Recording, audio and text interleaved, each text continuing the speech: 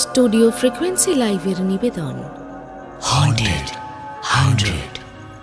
100-এ আজ আপনাদের জন্য রয়েছে নবনীতা মণ্ডলের লেখা গল্প প্ল্যানচেট। গল্পের কাহিনী ও চরিত্র সম্পূর্ণ কাল্পনিক, বাস্তবের সাথে এর কোনো রকম মিল একান্তই অনিচ্ছাকৃত এবং কাকতালীয়। আজ গল্প পাঠে রয়েছেন ব্রতদীপ, অন্যান্য চরিত্রে দীপিকা, বর্ণালী, তৃষা, মৌমিতা, অন্তরা, অনন্যা, নীল, সৌমিক এবং রৌনক। গল্পের সূত্রধার অনন্যা, প্রচ্ছদ অলঙ্করণে সৌম্যদীপ, শব্দগ্রহণ অনন্যা, আবহ এবং সম্পাদনায় আর্য, পরিকল্পনা এবং পরিচালনায় অনন্যা। শুরু হচ্ছে আজকের গল্প প্ল্যানচেট।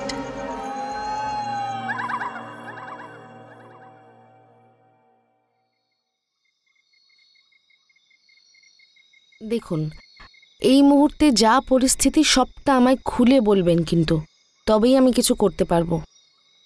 সায়ান্নার দিকে তাকিয়ে ভয় ভয় ঘাড় নাড়লেন মিসেস নলিনী রায়। ওনার পাশেই জড়সড় হয়ে বসে রয়েছে বছর 7 একটি মেয়ে।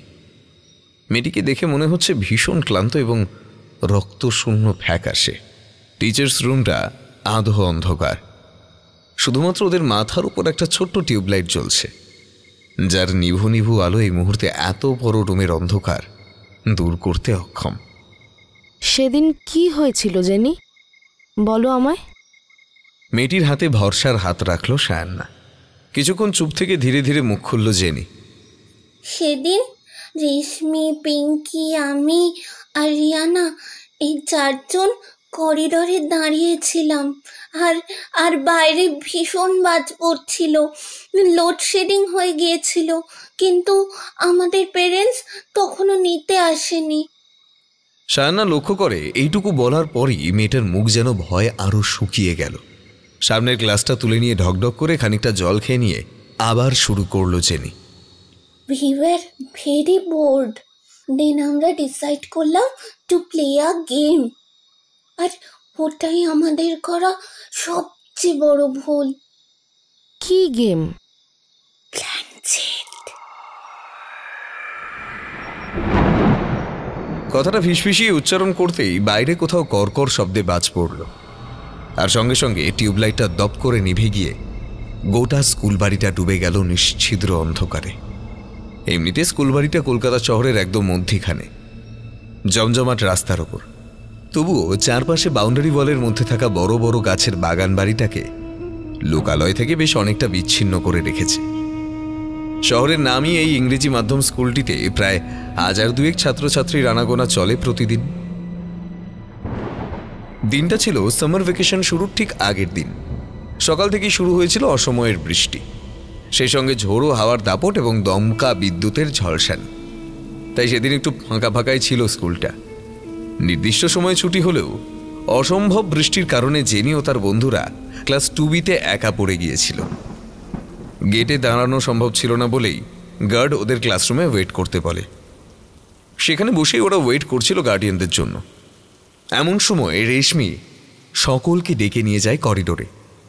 জানিস, কাল আমি একটা মুভি দেখেছি, সামথিং স্পুকিং। তোদের একটা গেম শেখাবো। কি গেম? প্ল্যানচেট। প্ল্যানচেট। এটা তো কোনো গেম নয় রেশমি, মা তো বলে ভূতের গল্প বলার সময়। দূর ভিতু, কিচ্ছু হবে না, আমি খেলবো। কিন্তু আমরা তো রুলস জানি না। ভেরি সিম্পল, একটা ঊর্জা বোর্ড লাগবে, আর সেখানে হাত রেখে আমাদের কল করতে হবে, স্পিরিট কল। কিন্তু হ্যাঁ, গুড বাই না বলা পর্যন্ত কিন্তু কেউ গেম খেলা ছাড়বে না। বাট আমার ভয় করছে। আমরা সত্যি সত্যি করবো না রে জেনি, আমার কাছে তো কোনো বোর্ড নেই, আমরা এমনি এমনি খেলবো। বোর্ড নেই?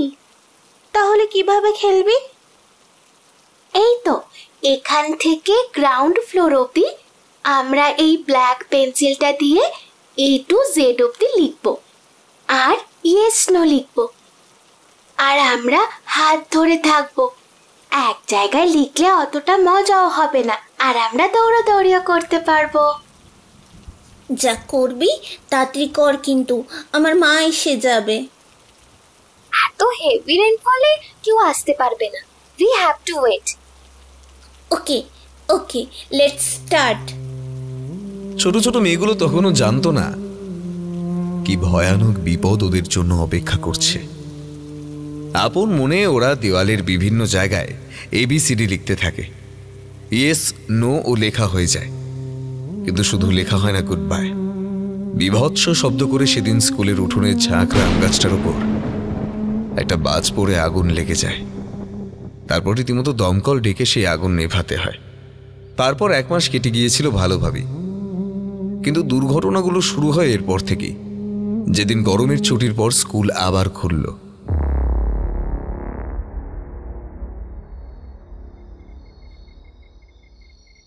আমি জানতাম সায়না এরকমই কিছু একটা হবে। আমাদের এখানে থাকা ঠিক হবে না, বিশেষ করে জেনি আমাদের সাথে আছে। তুমি চলো এখান থেকে। সরি ম্যাম, এই মুহূর্তে আমরা এই স্কুল বাড়ি ছেড়ে যেতে পারবো না। আমাদের অ্যালফাবেটসগুলো খুঁজে বের করতেই হবে। সেগুলো কোথায় লেখা হয়েছিল একমাত্র জেনিই জানে। আপনি তো জানেন আমরা দুবার সকালে চেষ্টা করেছি, কিন্তু কোনোভাবেই পেরে উঠিনি। এই জন্যই তো রাতের আশ্রয় নিতে হলো। কথাগুলো বলতে বলতে একটা ছোট মোমবাতি জ্বালিয়ে দিল সায়ান্না। ও জানতো কখনো কখনো এরকম লাইট চলে যাবেই। দেখো জেনি, সেদিন স্কুলে কি হয়েছিল আমরা জানি, কিন্তু স্কুল খোলার পর কি হয়েছিল? তোমরা কি সেই গেমটা আবার খেলেছিলে? একটু সাহস করে বলো আমায়। ডোন্ট ওয়ারি, আমি যতক্ষণ আছি তোমাদের কিচ্ছু হবে না। সায়না, তুমি আর কতবার ওকে এই প্রশ্নটা করবে? ও ভীষণ শকড। ইভেন সকালে ও এটার কথা বলতে পারছে না, আর এখন? হ্যাঁ ম্যাম, এটাই তো প্রবলেম।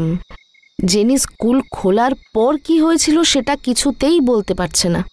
কিছু একটায় ও ভীষণ ভয় পাচ্ছে। ঠিক এমন সময় ফাঁকা করিডোর থেকে একজোড়া বুটের ভারী শব্দ ভেসে আসে। আতঙ্কে মুখ লোকায় জেনি। ঘরের তাপমাত্রা যেন এক লাফে অনেকটা কমে গেছে। নলিনী ম্যাম ও ভয়ে কাঠ হয়ে দাঁড়িয়ে আছেন, কিন্তু সায়ান্নার ভয় লাগছে না। এরকম সময়ে সায়ান্নার ষষ্ঠ ইন্দ্রিয় ভীষণ সজাগ হয়ে ওঠে। কই সেরকম তো কিছু। দরজাটা হাট হয়ে খুলে যায়। মিসেস রায়। প্রিন্সিপাল, আপনি? How dare you? আপনি জানেন না স্কুলে 5টার পর থাকা বারণ? সরি স্যার, আমি I'll talk to you tomorrow. Jenny dear, come with me. তোমার মা অপেক্ষা করছে। জেনিকে নিয়ে বেরিয়ে যান প্রিন্সিপাল। উনি জানলেন কিভাবে? আপনি গার্ডকে বলেননি আলাদা করে ব্যাপারটা গোপন রাখতে? হ্যাঁ, তা বলেছিলাম, কিন্তু অন্য কেউ মেবি আমায় ফলো করছিল। ভীষণ প্রবলেম হয়ে গেল। এরপর জেনিকে স্পটে নিয়ে এসে কাজ করা আমার পক্ষে খুব ডিফিকাল্ট হয়ে যাবে। সকালেও তো আমি অফিস রুমে ঢুকতে পারবো না ডেটা আপডেট করার নাম করে। যাগে, চলুন, এখন আর এখানে থাকা ঠিক হবে না।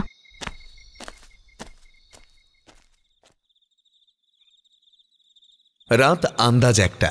অগ্নির পাশেই শুয়েছিল সায়ান্না। ঘুম আসছে না ওর।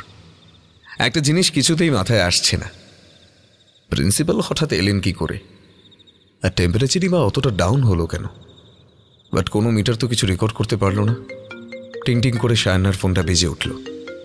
ফোনের স্ক্রিনের দিকে তাকিয়ে চিন্তার রেখাটা স্পষ্ট হয়ে উঠল সায়ান্নার মুখে। হ্যালো, হ্যাঁ নলিনী, বলুন। সায়না, আমি আপনাকে সেই রাত 9টা থেকে ফোনে ট্রাই করছি। মারাত্মক বিপদে পড়েছি। কি হয়েছে? জেনির কিছু? জেনি বাড়ি ফেরেনি সায়না। হোয়াট? কি বলছেন? আমার বাড়িতে ওর টিউশন পড়তে আসার সময় আমি ওকে লুকিয়ে স্কুলে এনেছিলাম, যেমনটা আপনার সাথে কথা হয়। কিন্তু প্রিন্সিপাল এসে যখন ওকে নিয়ে গেলেন, আমি ভাবলাম ওর মাকে হয়তো উনিই খবর দিয়েছেন। বাট 9টায় ওর মা আমার বাড়িতে জেনিকে আনতে আসেন। আপনি বুঝতে পারছেন? ওনারা পুলিশের কাছে গেছেন। আমি কি করব কিচ্ছু বুঝে উঠতে পারছি না। ও মাই গড, আমি যা ভেবেছি তাই। Ma'am, it was not principal. We have done a blunder. এক্ষুনি গাড়ি বের করুন, আমাদের স্কুলে যেতে হবে এক্ষুনি, নইলে জেনিকে আমরা...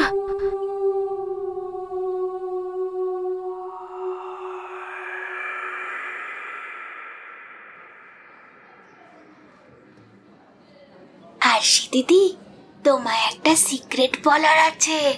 স্কুলের গেটে ঢুকতে ঢুকতে ফিসফিসিয়ে বলল রেশমি। What happened? Tell me.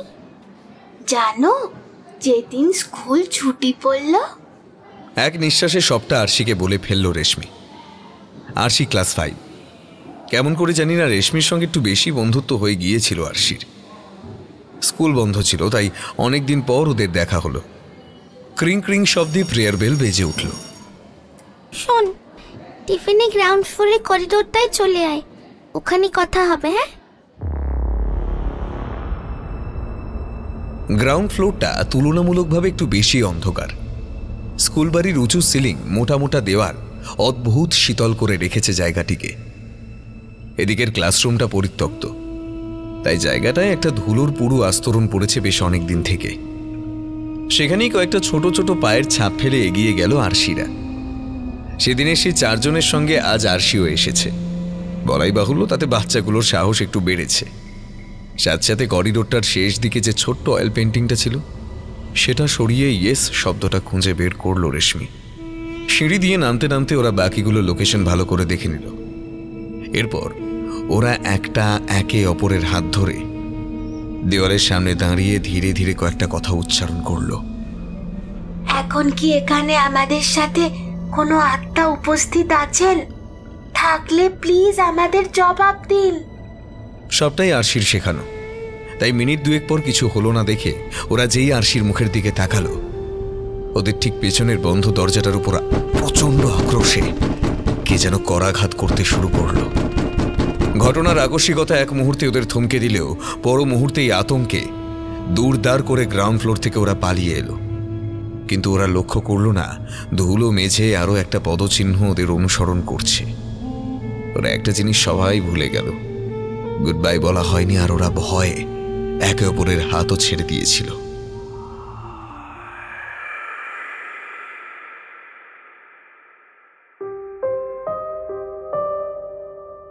সেদিন দুপুরবেলায় আর তেমন কিছু হয়নি।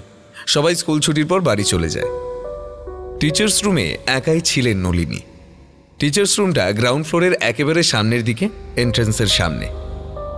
দীর্ঘদিনের ছুটির পর বেশ অনেকগুলো খাতা জমে গিয়েছিল। কয়েকদিন ওভারটাইম করলে তবে শেষ হবে। গার্ড বাইরে দরজায় অপেক্ষা করছিল। পরীক্ষার খাতাগুলোর মধ্যে বুঁদ হয়ে ডুবেছিলেন নলিনী। হঠাৎই একটা পায়ের শব্দে তার চমক ভাঙে। শব্দটা একটু অদ্ভুত, ভারী কোনো চেয়ার জাতীয় কিছু মেঝে ঘষে ঘষে নিয়ে গেলে যেমনটা হয়, অনেকটা সেই রকম। কিন্তু শব্দটা তো ফার্স্ট ফ্লোর থেকে আসছে বলে মনে হচ্ছে। কথাটা মনে হতেই গলাটা আতঙ্কে শুকিয়ে গেল নলিনীর। ফার্স্ট ফ্লোরে তো নলিনী নিজেই সব চেক করে সিঁড়ির মুখে গেটের চাবি দিয়েছেন, এবং সেই চাবি এখনো গার্ডকে ফেরত দেওয়া হয়নি। তবে তবে ওখানে কে? ব্যাপারটা ঠিক বুঝে উঠতে পারলেন না উনি। কিন্তু স্কুল বাড়িটা ওনার এমনি তেমন পছন্দ নয়। কেমন একটা রহস্য ও গা ছমছমে ব্যাপার ছড়িয়ে রয়েছে সব দিকে। আর আজকে জানি না কেন অজানা ভয় ওনার হাত পা অবশ হয়ে আসতে লাগলো। তাড়াতাড়ি ফোন বের করে উনি গার্ডকে ডেকে পাঠালেন। দুজনে সমস্ত দরজা চেক করে বন্ধ করে দিয়ে দ্রুত বেরিয়ে এলেন স্কুল থেকে। দোতলায় ওঠার আর সাহস দেখালেন না। মৃত্যুপুরীর মতো বুকে অভিশাপ নিয়ে রক্ত পিপাসায় মেতে রইল স্কুল বাড়িটা।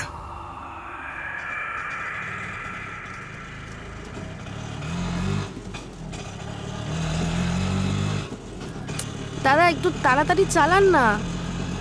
অস্থির লাগছে সায়ান্নার। এত বড় ভুল ও কি করে করলো? ওর জন্য জেনির কিছু হয়ে গেলে আর ভাবতে পারল না সে। ওর হাতের রেডিয়াম ঘড়িতে তখন প্রায় 1:30টা। প্রিন্সিপাল স্যারকে খবর দেওয়া হয়েছে। জেনির মা পুলিশ নিয়ে স্কুলের গেটে অপেক্ষা করছেন। সায়ান্নাই ওদের বলেছে জেনিকে স্কুলেই পাওয়া যাবে, কিন্তু সায়ান্না যাওয়া অবধি কেউ যেন স্কুলের ভেতরে প্রবেশ না করে। গত কয়েকদিনের ঘটনা সায়ান্নার কথা মানতে সকলকে বাধ্য করেছে। স্কুলবাড়ির ভিতরটা নিশ্ছিদ্র অন্ধকার।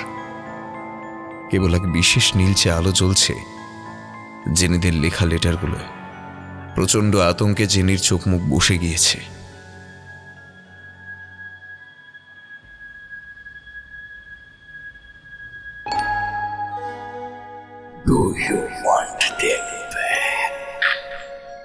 একটা হিস হিসে কণ্ঠস্বর জেনির কাছে শব্দগুলো উচ্চারণ করেই মিলিয়ে গেল। বুক ফাটা আর্তনাদ করে উঠল জেনি। বহু কষ্টে শব্দগুলো উচ্চারণ করল। হ্যাঁ, আরশি, রেশমি সহ জেনির বাকি বন্ধুরা আজ 4 দিন হলো নিখোঁজ। তারা প্রত্যেকেই স্কুলে এসেছিল, সিসিটিভি অন্তত তাই বলছে, কিন্তু কাউকে বেরোতে দেখা যায়নি।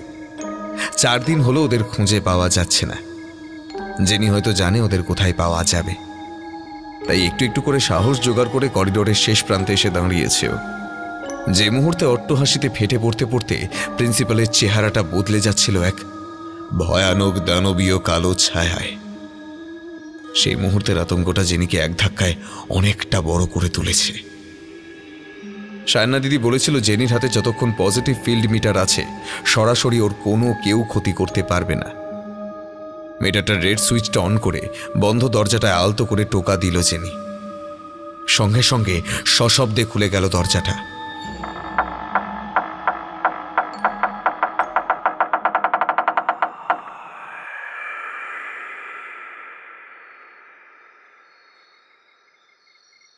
ঘুমের মধ্যেই তলপেটের কাছটা একটা অস্বস্তি অনুভব করল পিঙ্কি। একটা ধারালো নখ দিয়ে কেউ যেন ওর পেটের ভিতর আঁচড় কাটছে। গলাটা শুকনো, অসম্ভব শুকনো। একটু জল। ছোট্ট পিঙ্কির গা হাত পা একেবারে অবশ হয়ে গেছে, কোনো কিছুতেই ও ঘুম থেকে উঠতে পারছে না।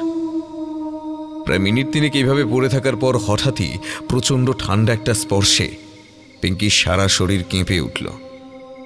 অনুভব করলো একটা হিম শীতল ভিজে ভিজে হাত, অনেকটা ব্যাঙের চামড়ার মতো, ওর পায়ের উপর দিয়ে আস্তে আস্তে ওকে স্পর্শ করে উঠে আসছে। হাতটা আস্তে আস্তে ওর পা বেয়ে বুকের কাছটায় উঠে এলো। এবার গলা। হঠাৎ বিভৎস জোরে ওটা পিঙ্কির গলা চেপে ধরল। ঘুমের মধ্যেই পিঙ্কি পাগলের মতো ছটফট করতে লাগলো। কি হচ্ছে সোনামা? এরকম করছিস কেন? ওঠ ওঠ মানা, বল। A bad dream. কি রে, জ্বরে তো একেবারে গা পুড়ে যাচ্ছে। ওঠ মা, ওঠ, একটু জল খা আগে, ওঠ। অনেক ধাক্কাধাক্কির পর ঘুম ভাঙল পিঙ্কির। মায়ের হাতের স্নেহের স্পর্শে একটু শান্ত হলো। কি অদ্ভুত স্বপ্ন! সত্যি কি শুধু স্বপ্ন? ভয়ে মায়ের বুকে লুকিয়ে পড়তে চাইল সে, কিন্তু এ কি, মা ওকে এত শক্ত করে জড়িয়ে ধরছে কেন? মায়ের হাত দুটোর সারা শরীরে বিভৎসভাবে চেপে বসেছে। মায়ের শরীর বরফের মতো ঠান্ডা, প্রচণ্ড শীত করছে পিঙ্কির। মায়ের বুক থেকে জোর করে নিজেকে ছাড়িয়ে নিয়ে আতঙ্কে চিৎকার করে উঠল,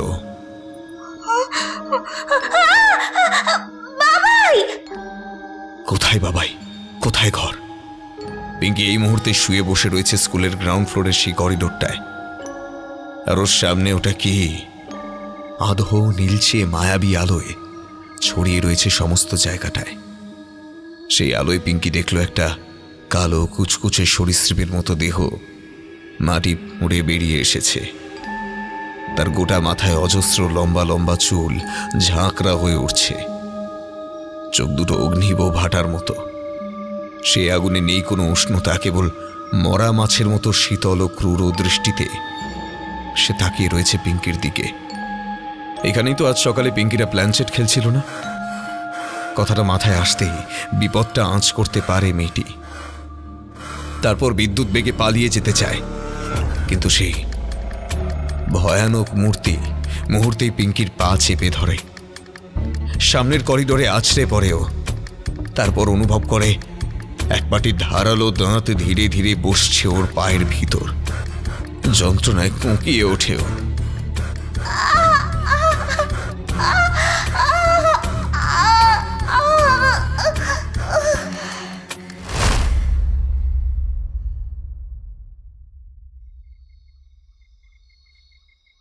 একই রাতে অন্য একটি বাড়িতে কিছুতেই ঘুম আসছিল না আরশির।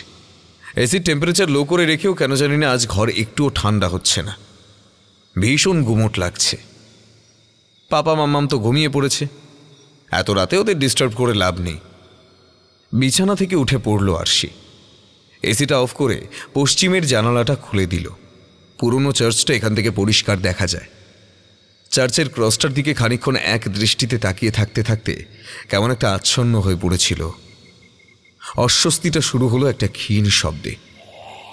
দোতলার জানালা মাটি থেকে অনেক উপরে, কিন্তু হঠাৎ আরশির মনে হলো কিছু একটা যেন সরীসৃপের মতোই দেওয়াল বেয়ে উঠছে, ধীর লয়।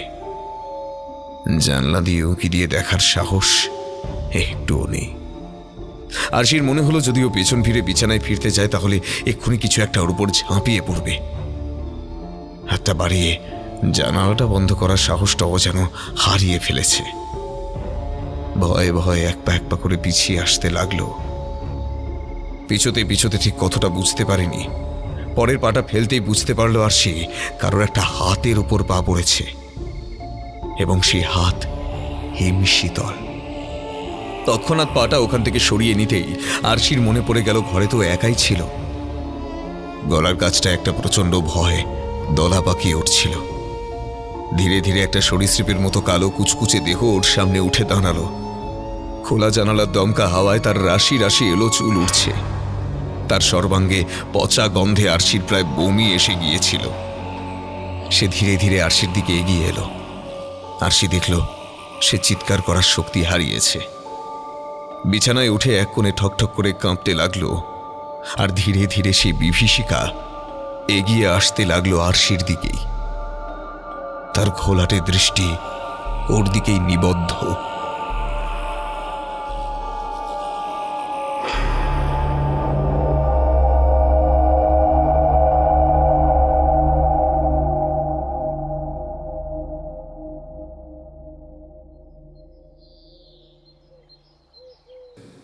স্কুল বাড়িটা আজকে যেন আরো বেশি নিস্তব্ধ। স্কুলে প্রবেশ করতেই বিঙ্কি লক্ষ্য করল ওর পায়ে হঠাৎই ভীষণ যন্ত্রণা শুরু হয়েছে। জেনির সঙ্গে স্কুলে ঢুকেছিল। পায়ে হাত দিয়ে মাটিতে বসে পড়ল বিঙ্কি। What happened?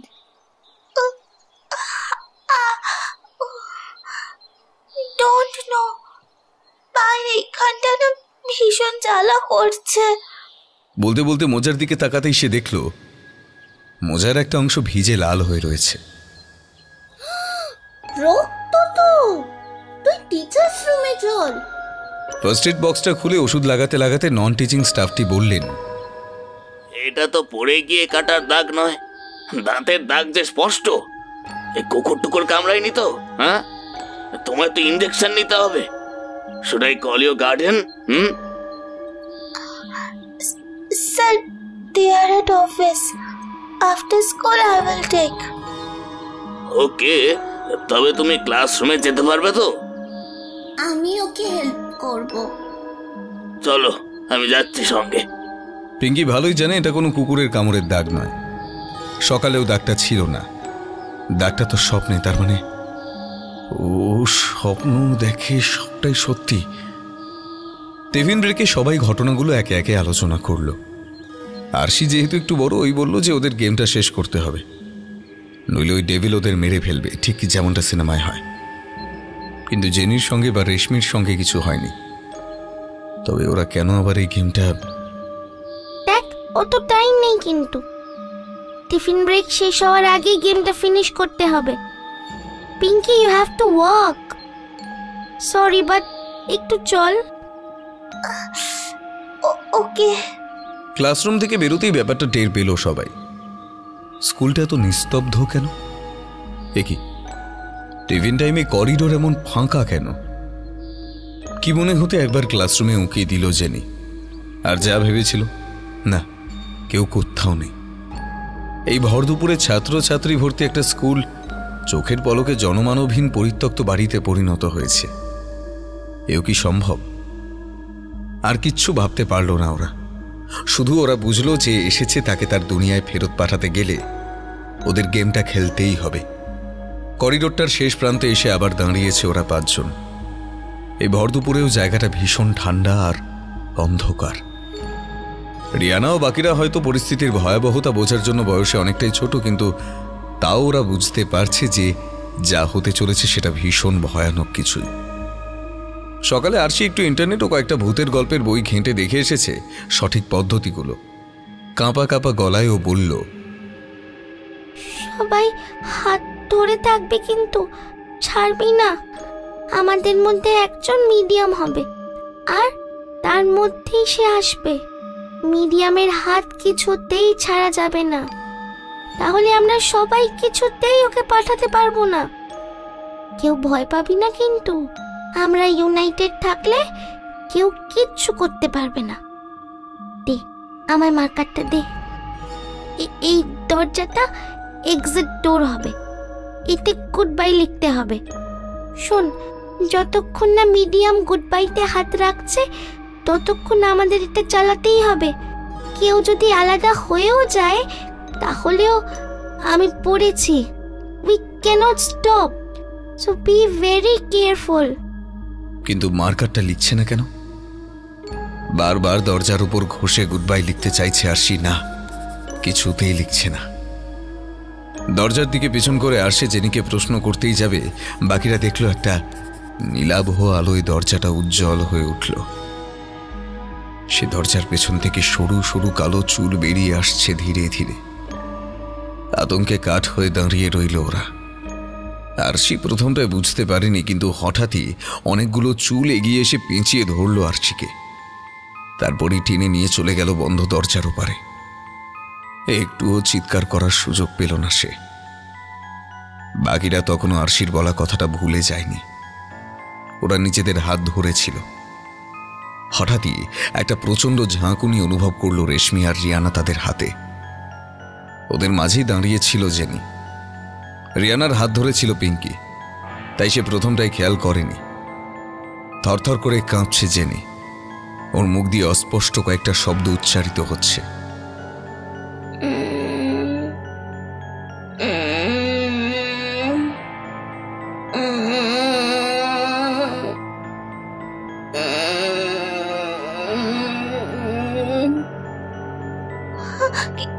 কেউ হাত ছাড়বি না। হঠাৎই সবাইকে আঁচকা টেনে নিয়ে গিয়ে ইয়েস লেটারটা স্পর্শ করল জেনি। অর্থাৎ আত্মা এসেছে। তারপর প্রচন্ড অট্টহাসিতে ফেটে পড়ল। পিঙ্কির পায়ে ভীষণ যন্ত্রণা হচ্ছে, আর দাঁড়ানোর ক্ষমতা নেই ওর। ও কোনো মতে জেনির উদ্দেশ্যে বলল, প্লিজ প্লিজ লিভ আস। হিসিয়ে উত্তর দিল jenny, Yes, they are girls. কিন্তু তোমাদের যে একটা কাজ করতে হবে, a very important work. ওরা দেখল ধীরে ধীরে দেওয়াল বেয়ে বিভিন্ন জায়গায় লেখা লেটারগুলো পরপর ABCD আকারে ওই দরজার উপর এসে জড়ো হয়েছে, আর জ্বলছে নীলাভ এক আলো। I need many more children. Ask your friends to play hide and seek. তারপর তাদের এই দরজার সামনে নিয়ে আসবে। I want blood. No, never. চিৎকার করে উঠল রিয়ানা। জেনির প্রচন্ড ধাক্কায় ছিটকে ফেলে দিল পিঙ্কি আর রিয়ানা দুজনকেই। ওদের দিকে তাকিয়ে হঠাৎই মুখটা অদ্ভুত বিকৃত করে দেওয়ালের দিকে এগিয়ে গেল জেনি। ভয়ে হাতটা ছেড়ে দিল রেশমিও। ওদের সামনেই সরীসৃপের মতো শরীরটা বিঁকিয়ে দেওয়াল বেয়ে উঠতে লাগলো জেনি। ভয় পালাতে চাইল ওরা। রিয়ানা ও রেশমি অনেকটা এগিয়ে এলেও পায়ের চোটের জন্য অনেকটা পিছিয়ে পড়ল পিঙ্কি। সিঁড়ির বাঁকে অদৃশ্য হয়ে গেল রেশমি রিয়ানারা। সেদিকে উদ্দেশ্য করে পিঙ্কির চিৎকার শুনে করিডোরে প্রতিধ্বনিত হয়ে ফিরে এলো বারবার। পিঙ্কি বুঝতে পারল ও ভয়ানক বিপদে পড়েছে, তাই খুঁড়িয়ে খুঁড়িয়ে ও এগিয়ে যেতে চাইল দ্রুত। ভয় পেছনে তাকানোর সাহস পেল নাও। কিন্তু ও জানে না সিলিং থেকে জেনির দেহটা উল্টো হয়ে অর্ধেক ঝুলে ওকে অনুসরণ করছে। কিন্তু এ কি করিডোর শেষ হচ্ছে না কেন? এ কি করে সম্ভব? প্রায় 5 মিনিট ধরে হেঁটেও সিঁড়ির দেখা পেল না পিঙ্কি। ও যতই এগোয় যেন ঠিক ততই পিছিয়ে যায়। এমন সময় ওর কাঁধে চটচটে কিছু একটা এসে পড়ল। সেদিকে তাকিয়ে শিউরে উঠল। রক্ত। ভয়ে ভয়ে ওপরের দিকে চাইতেও দেখল জেনির দেহটা ঝুঁকে পড়ে ওর দিকেই দেখছে, আর তার নিজের হাতে কামড়ে ধরে আছে জেনি। সেই হিংস্র কামড়ের পাশ দিয়েই ছুঁয়ে পড়ছে তাজা রক্ত। দৌড়ে দৌড়ে সিঁড়ি দিয়ে উঠে এলো রিয়ানা আর রেশমি। কিন্তু কোথায় ফার্স্ট ফ্লোর? সিঁড়ি দিয়ে উঠেও তারা আবার ফিরে এসেছে গ্রাউন্ড ফ্লোরেই। কি ভয়ানক! প্রচন্ড ভয়ে কাঁদতে শুরু করেছে রেশমি। রিয়ানা ওর হাত ধরে ওকে টেনে নিয়ে যেতে চাইল, কিন্তু সে হাতের শীতল স্পর্শে চমকে উঠল রেশমি।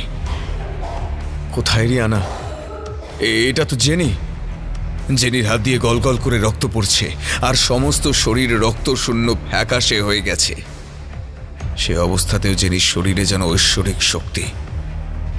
সে এক হাতে রেশমিকে হ্যাঁচকা টানে নিয়ে চলল করিডোরের সেই দরজার দিকেই। দৌড়তে দৌড়তে ক্লান্ত রিয়ানা লক্ষ্য করল সে সম্পূর্ণ একা হয়ে গেছে। সমস্ত স্কুলটা একটা আনসলভড মিস্ট্রির মতো লাগছে। কোনো দিক দিয়ে বেরোনোর কোনো রাস্তা নেই। তখন সে সাহস করে করিডোরের সেই দরজার দিকে এগিয়ে গেল, আর করিডোরের দরজার সামনে অন্য কেউ না, জেনি দাঁড়িয়ে আছে। রিয়ানা জানে যে ও কিছুতেই বেরোতে পারবে না, কিন্তু কাউকে একটা তো স্কুল থেকে বেরোতে হবেই। মিডিয়াম জেনির চোখে চোখ রেখে রিয়ানা বলল, What do you want?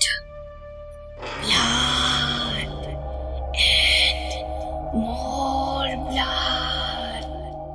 Come with me. আমি তোমায় দেব, বাট আমার ক্যান্টিনের কিচেন পর্যন্ত যেতে দাও।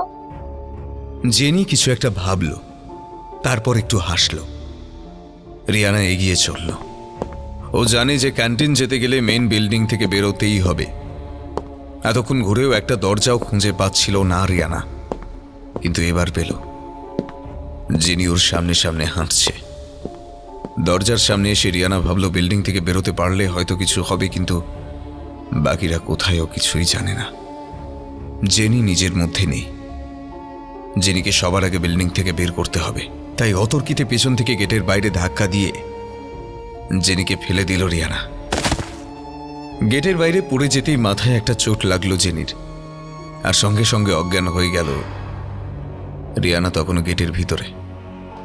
ও অনুভব করলো একটা হাত মাটি থেকে উঠে এসে ওর পা দুটো জাপটে ধরেছে, আর ওর সামনে চিরকালের মতো বন্ধ হয়ে যাচ্ছে স্কুলের গ্রাউন্ড ফ্লোরের মেইন গেটটা।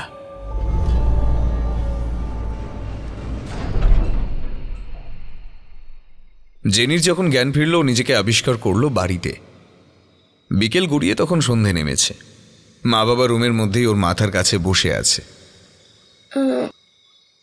কি কি হয়েছে আমার? কিছু হয়নি সোনা, তুমি স্কুলে একটু অসুস্থ হয়ে গিয়েছিলে, তাই আমরা নিয়ে এসেছি। মা, ওরা কোথায়? এইবার জেনির মায়ের মুখটা একটু ফ্যাকাশে দেখালো। আমতা আমতা করে উনি জিজ্ঞাসা করলেন, কারা? রেশমি, আরশি দিদি, রিয়ানা আর পিঙ্কি। ওরা বাড়ি ফিরেছে। আসল কথাটা চেপে গিয়ে জেনির বাবা বললেন, আরে ফিরবে না কেন, সবাই তো ফিরেছে। এখন তুমি রেস্ট করো। সেদিন সন্ধ্যা পর্যন্ত তন্ন তন্ন করে খুঁজেও পাওয়া গেল না জেনির 4 জন সঙ্গীকে। সিসিটিভি ফুটেজ বলছে ওরা 5 জনই একসঙ্গে ক্লাসরুম থেকে বেরিয়েছিল, কিন্তু ওদের কারোর ছবি পরবর্তী কোনো ক্যামেরাতে নেই। কিন্তু জেনি গ্রাউন্ড ফ্লোরের দরজার বাইরে অজ্ঞান হয়ে যায় সে বিষয়েও কেউ কিছু বলতে পারল না। স্কুলের সিকিউরিটি নিয়ে বিস্তর প্রশ্ন উঠেছে ইতিমধ্যেই। জেনিকেও স্বাভাবিক অবস্থায় পাওয়া যায়নি। জেনির হাতে কামড়ের দাগ দিয়ে গল গল করে রক্ত পড়ছিল, আর তার মুখেও রক্ত লেগেছিল। কানাঘুষো শোনা যাচ্ছিল জেনি নিজেই নিজের হাতে কামড় বসিয়েছে। জেনির মানসিক সুস্থতা নিয়ে ইতিমধ্যেই প্রশ্ন তুলেছেন অন্য অভিভাবকরা। জেনির বাবা মা অবশ্য মানেন না ওনাদের মেয়ে মানসিকভাবে অসুস্থ। দিব্যি স্বাভাবিক মেয়ে স্কুলে গিয়েছিল, একদিনে এমন কি হতে পারে? অলরেডি পুলিশ এসেছিলেন স্কুলে। নলিনী ম্যামের বাড়িতে টিউশন পড়তে যায় জেনি। সেদিন আর যাওয়া হলো না। পরপর দুদিন ভয়ানক জ্বরে পড়েছিল জেনি। স্কুল খুলল বটে, কিন্তু সকলেই ভীষণ ভয় ভয় স্কুল করতে লাগলো। ঠিক এমনই তৃতীয় দিনে জ্বর থেকে উঠে কোনো মতে স্কুলে গেল জেনি। যদিও স্কুল যেতে তার ভীষণ ভয়, একরকম জোর করেই জেনিকে স্কুলে নিয়ে এলেন ওর বাবা। ভয়টা কাটাতে হবে। এদিকে 3 দিন হয়ে গেছে, বাকিরা মিসিং। হয়তো আর কয়েকদিনের মধ্যে স্কুলে তালা পড়বে। বেশ কয়েকবার অন্যদের অভিভাবকরা এসে স্কুলে চড়াও হয়েছেন। তাদের বাড়িতে সকলে নাওয়া খাওয়া ত্যাগ দিয়েছে। পুলিশ প্রশাসনও সাধ্যমতো চেষ্টা চালিয়ে যাচ্ছে। এত কিছুর পরও কোনো মতে ব্যাপার সামাল দিয়ে স্কুল খুলেছে। চুপচাপ নিজের ক্লাসরুমে ঢুকলো জেনি। মনে মনে ভীষণ অস্থির লাগছে ওর। কই, ওর বন্ধুরা তো কেউ আসেনি। তাহলে বাকিরা জেনিকে দেখে ফিসফিসিয়ে না জানে কি বলছে। কেউ আর জেনির পাশে বসল না, একা একা বসেছিল সে। নলিনী ম্যাম ক্লাসে ঢুকলেন। জেনির যে কিছু হয়েছে তা উনি বুঝতে না দিয়েই ক্লাস নর্মালভাবে শুরু করলেন। বোর্ডের দিকে তাকিয়ে কেমন যেন আচ্ছন্ন হয়ে পড়েছিল জেনি। এমন সময় কাঁপ দিয়ে আবার জ্বরটা এলো। নলিনী এগিয়ে এলেন। জেনি, কি হয়েছে? জেনির কপালে হাত রাখতেই সমস্ত ক্লাসের সামনে 2 হাতে ম্যামের গলা চেপে ধরল জেনি। ওইটুকু বাচ্চার দেখে তখন দানবিক শক্তি ভর করেছে। বাকিরা ভয়ে সিঁটিয়ে গেছে। গোটা ক্লাসরুমের আলো জ্বলছে নিভছে। জেনি কিছুতেই ছাড়ছে না নলিনী ম্যামকে। দম বন্ধ হয়ে আসছিল ম্যামের। এই সময় জেনির একজন ক্লাসমেট এসে পেছন থেকে জেনিকে জোরে ধাক্কা দেয়। ফলে সামনের দিকে উল্টে যেতে যেতে নলিনী ম্যামই জেনিকে ধরে নেন। জেনি অজ্ঞান হয়ে গেছে। নলিনী কোনো মতে ক্লাসকে ভরসা দেন যে জেনির শরীর খুব খারাপ ছিল, তাই ও এরকম বিহেভ করে ফেলেছে। ওর চোখে মুখে জলের ছিটে দেওয়ায় জ্ঞান ফিরে আসে জেনির। কিন্তু তার পরের মুহূর্তেই নলিনীকে ডেকে নিয়ে যান ওনার এক সহকর্মী। নিচের ফ্লোরে শোনা যাচ্ছে কয়েকটা শিশুর কান্নার সমবেত কণ্ঠস্বর, কিন্তু তার উৎস কিছুতেই খুঁজে পাওয়া যায় না।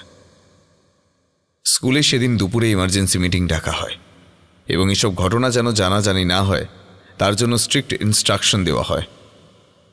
বিকেল হওয়ার আগেই স্কুল ছুটি দিয়ে দেওয়া হবে। এমনকি টিচাররা পার্সোনাল কাজের জন্য স্কুলে থাকতে পারবেন না। গেটে একমাত্র সিকিউরিটি থাকবে, ব্যাস। কিন্তু নলিনী বুঝতে পেরেছিলেন যে এটা সহজ বিষয় নয়। কোনো কিছু অতি প্রাকৃতিক লুকিয়ে রয়েছে এর মধ্যে। জেনি টিউশন পড়তে এলে উনি সায়ান্নার সঙ্গে যোগাযোগ করেন। সায়ান্না তখন অন্য একটা কেস নিয়ে ব্যস্ত হলেও বাচ্চাগুলো মিসিং শুনে পরের দিনই স্কুলটা ঘুরে দেখার সিদ্ধান্ত নেয়। 4র্থ দিন জেনি আবার স্কুলে আসে, কিন্তু তার বাবা মাকে আগের দিনের ঘটনা সেই মুহূর্তে জানানো হয় না। কম্পিউটার ডিপার্টমেন্টের কিছু কাজে সায়ান্নাও সেদিন স্কুলে প্রবেশ করে নলিনী স্পেশাল পারমিশনের সাহায্যে। কিন্তু কেবলমাত্র নেগেটিভ ভাইবস ছাড়া একটা ক্লুও দিনের আলোয় উদ্ধার করতে পারে না সায়ান্না। ফলে তৎক্ষণাৎ সে সিদ্ধান্ত নেয় সেই দিনই রাতে আসার। এই ব্যাপারে নলিনী তাকে সাহায্য করেন। সিকিউরিটি গার্ডও কদিনই স্কুলের ভেতরের ভয়াবহতা বুঝতে পেরেছিল, তাই সে আপত্তি করে না নলিনী ম্যামকে হেল্প করতে। এরপরে ঘটনাটা আপনাদের কিছুটা জানা। হ্যাঁ, জেনি এই মুহূর্তে স্কুল বাড়ির মধ্যে রয়েছে, আর রয়েছে তার বন্ধুরা 4 জন। যদিও তাদের সকলেরই জীবিত থাকার ঠিক কতটা আশা আছে জানা নেই। সায়ান্নাদের গাড়ি এগিয়ে চলেছে স্কুলের দিকে। নলিনীও সঙ্গে আছেন। একটু আগেই নলিনী ম্যাম ফোন করেছিলেন জেনি নাকি স্কুলের ভিতরেই রয়ে গেছে। আজকাল স্কুলের গেটে থাকতেও বড্ড ভয় লাগে সিকিউরিটি গার্ড নিমাইয়ের, তাই গেটে তালা দিয়ে বাইরেই বসে থাকেও। গেটের ভেতরে ছোট্ট একটা একচালা ঘর আছে, আর আছে সংলগ্ন বাথরুম। কদিন ধরেই রাত হলে বাচ্চা মেয়েদের চিৎকার ও অট্টহাসি শুনতে পায় নিমাই। মাঝে মাঝে সকালে যে স্কুল পরিষ্কার করতে আসে সে নিমাইকে ছাড়া স্কুলে ঢোকে না। সে নাকি দেখেছে বিভিন্ন গ্রাউন্ড ফ্লোরের বিভিন্ন দেওয়ালে রক্তের কালচে ছোপ। কথাটা ভুল নয়, নিমাইও দেখেছে। আর 2 দিন পর নিমাই অন্য জায়গায় শিফট করে যাবে। এখানে চাকরি করা ওর পক্ষে সম্ভব না। প্রকৃতির ডাকে নিমাইকে স্কুলে প্রবেশ করতেই হলো। বেরিয়ে এসে গেটে তালা দিতে যাবে এমন সময় তার মনে হলো দোতলার করিডোরে কিছু একটা শব্দ হলো। হঠাৎই প্রচন্ড জোরে স্কুলের সমস্ত ঘণ্টাগুলো ঢং ঢং করে একসঙ্গে বাজতে শুরু করলো। তার সঙ্গে দোতলার সমস্ত আলোগুলো জ্বলছে নিভছে। সেই মুহূর্তেই নিমাইয়ের মনে হলো কেউ যেন লম্বা করিডোরের দেওয়াল বেয়ে হামাগুড়ি দিচ্ছে। নিমাই পালাতে চাইল, কিন্তু ওর পা জোড়া কেউ যেন মাটিতে শক্ত করে গেঁথে দিয়েছে। ও কি জেনি দোতলার বারান্দার গ্রিলের ফাঁক দিয়ে না জানি কিভাবে সরীসৃপের মতো বেঁকিয়ে অর্ধেক শরীরটাকে ঝুলিয়ে দিয়েছে। এত দূর থেকেও স্পষ্ট দেখা যাচ্ছে তার চোখ দুটো নিভন্ত আগুনের মতো লাল হয়ে জ্বলছে। আকাশে হঠাৎই বিদ্যুৎ চমকে উঠল, আর সেই আলোয় নিমাই দেখল জেনির এক হাতে ধরা রয়েছে একটা কাটা হাত। তার মুখ দিয়ে গড়িয়ে পড়ছে তাজা রক্ত। সিকিউরিটি গার্ড নিমাই ভয়ে ভয়ে গ্রাউন্ড ফ্লোরের গেটের তালা খুলল। সমস্ত করিডোরটা নিশ্ছিদ্র অন্ধকার, কিন্তু একটা সাদা এলইডি বাল্ব সে নিজেই জ্বালিয়ে রেখেই দরজা বন্ধ করেছিল। ভয়ে হাত পা ঠান্ডা হয়ে এলেও জেনিকে যেভাবে দেখেছে তাকে রক্ষা করা নিমাইয়ের কর্তব্য। তাই সে টর্চটা জেলে এগিয়ে গেল সিঁড়ির দিকে। কিন্তু কোথায় সিঁড়ি? যতই এগোয় ততই করিডোর লম্বা হয়ে সে একই জায়গায় গোল গোল ঘুরতে থাকে। হঠাৎ নিমাইয়ের মনে হয় কতগুলো বাচ্চা একসঙ্গে খিলখিলিয়ে হাসছে, আর সেই শব্দ আসছে বন্ধ দরজার ওপার থেকে, যে দরজার ওপর অনেকগুলো নীল আলোয় লেখা ইংরেজি অক্ষর জল জল করছে। দেখতে দেখতে নিমাইয়ের সামনে কেবল 4টি অক্ষর ছাড়া বাকি সব অদৃশ্য হয়ে গেল। আর সেগুলো একত্র করলে যা দাঁড়ায় তা হলো ওপেন। অর্থাৎ কেউ যেন তাকে বুঝিয়ে দিল দরজা খোলাই আছে। আলতো চাপ দিতেই ক্যাঁচ শব্দ করে দরজাটা খুলে গেল। করিডোরের এই ঘরটায় এমনি তেমন কোনো বিশেষত্ব নেই। স্বাভাবিকের তুলনায় ঘরটা একটু বেশি লম্বা, আর 5টা দেওয়াল রয়েছে ঘরটায়। হ্যাঁ, 5টা দেওয়াল। নিমাই যদিও বেশি দিন স্কুলে কাজ করছে না, তাও আগের গার্ডের মুখে শুনেছিল স্কুলটা তৈরির সময় এই ঘরটি একটু বিশেষভাবে তৈরি হয়।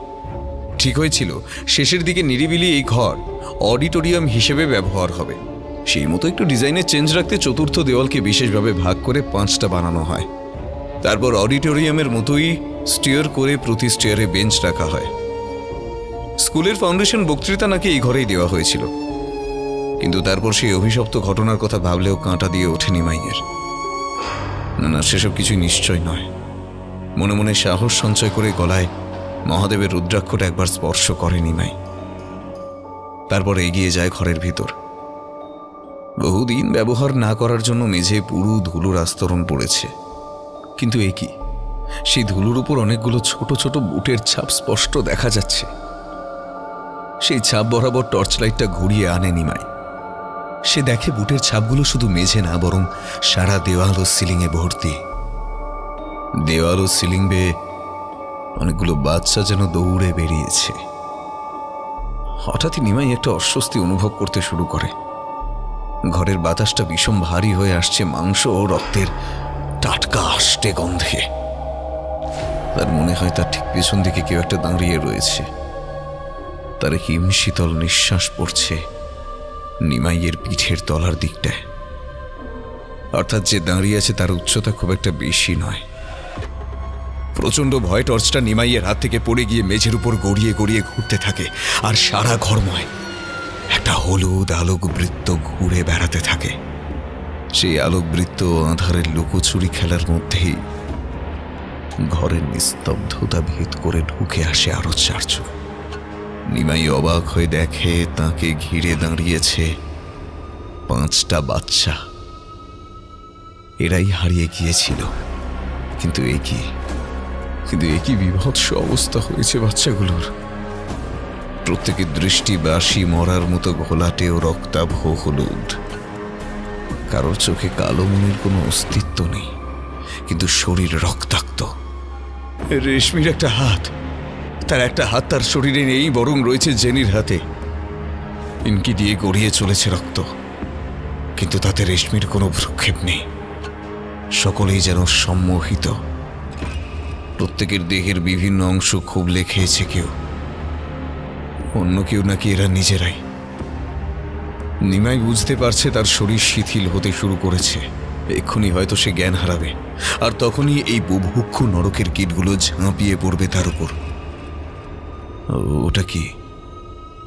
জিনির ঠিক পিছনে অন্ধকারে এসে দাঁড়িয়েছে একটা ভীষণ লম্বা কালো ছায়ামূর্তি। তার লম্বা কালো হাত জিনির কাঁধে রাখা। ওরা সবাই এগিয়ে আসছে নিমাইয়ের দিকে। নিমাই বুঝতে পারছে, কিন্তু দৌড়তে পারছে না।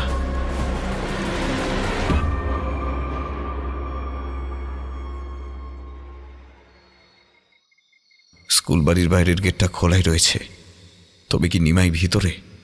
কিন্তু তাকে তো ভিতরে যেতে বলা হয়নি। একটু ভয় পেয়ে গেলেন নলিনী। ম্যাম, আপনি এখানেই দাঁড়ান, অযথা ভেতরে গিয়ে বিপদ ডেকে লাভ নেই। এমনিও আমার আশঙ্কা যদি ঠিক হয়, তাহলে এই শক্তিকে বাগে আনতে আমায় অনেক দূর যেতে হবে। সেসব আপনার না দেখাই ভালো। কিন্তু সায়না, তা হয় না। আমার একটা দায়িত্ব আছে, আমার জন্যই জেনির এই অবস্থা। আমি তোমার সঙ্গে যাব। সায়ান্না ওর ব্যাগ থেকে একটা ছোট ঘড়ির মতো ডিভাইস নলিনীর হাতে লাগিয়ে দিয়ে সুইচ অন করে দিল। এটা হাত থেকে খুলবেন না, আসুন।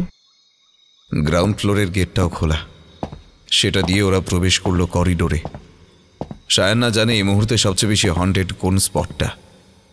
ওর হাতের জিপিএস নেগেটিভ এনার্জি ট্র্যাকার বলছে এটা সেই বিশেষ ঘরটা।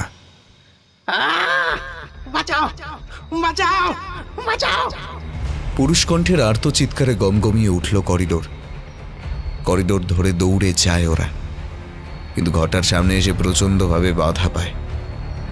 ঘরের দরজা বন্ধ, ভেতর থেকে কয়েকটা বাচ্চা মেয়ের খিলখিলিয়ে শব্দ ভেসে আসছে, আর বাঁচাও বাঁচাও বলে সিকিউরিটি গার্ড নিমাইয়ের চিৎকার। কিন্তু বন্ধ দরজার উপর জলজল করছে ক্লোজড, অর্থাৎ সায়নারা ভিতরে ঢুকতে পারবে না। নলিনী ম্যাম ঘরটার সামনে দাঁড়িয়ে একটু হকচকিয়ে যান। এটা তো সেই বন্ধ ঘরটা, যেটা বিশেষ একটা চাবি না লাগলে খোলার কথা নয়। তবে ঘরটা খুলল কিভাবে? সায়না, প্লিজ প্লিজ চলো এখান থেকে। কি বলছেন আপনি? ওরা সবাই তো ভেতরে রয়েছে। দাঁড়ান, আমি দেখছি। না না সায়না, তুমি জানো না কি আছে ওই ঘরে। চলো, আমরা কেউ বাঁচবো না। না বাঁচলেও তো উপায় নেই, ওদের এইভাবে ছেড়ে যাওয়া যাবে না। এই বলে নিজের কিট ব্যাগ থেকে একটা ছোট্ট টর্চ লাইট বের করলো, তারপর তার নীলচে বেগুনি আলোটা ফেললো অক্ষরগুলোর উপর। ওটা কি? নলিনী ম্যাম অবাক হয়ে দেখলেন টর্চের আলোটা ফেলা মাত্র ঘরের দরজাটা ভীষণভাবে কাঁপতে শুরু করেছে। এই টর্চটা আদৌ কোনো সাধারণ টর্চ নয়, কোনো ব্যাটারি বা অন্য কিছুতে চলে না। এটা আসলে নেগেটিভ পজিটিভ কনভার্টার। আশেপাশের সমস্ত নেগেটিভ এনার্জির কিছুটা শোষণ করে এই টর্চ তাকে আলোয় পরিণত করে। দৃশ্যমান আলোর মধ্যে বেগুনি সবচেয়ে বেশি কম্পাঙ্ক ও শক্তিশালী। আলোর বর্ণ দেখে বোঝা যায় আশেপাশের নেগেটিভ এনার্জি ঠিক কতটা শক্তিধর। লাল হলে বুঝতে হবে তার শক্তি কম, কিন্তু টর্চের আলো বেগুনি নীল।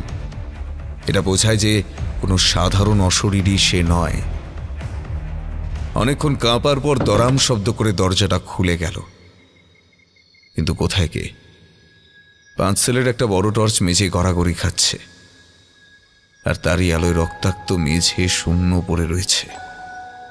নলিনীকে বাইরে দাঁড় করিয়ে একাই সে মৃত্যুপুরীতে প্রবেশ করল।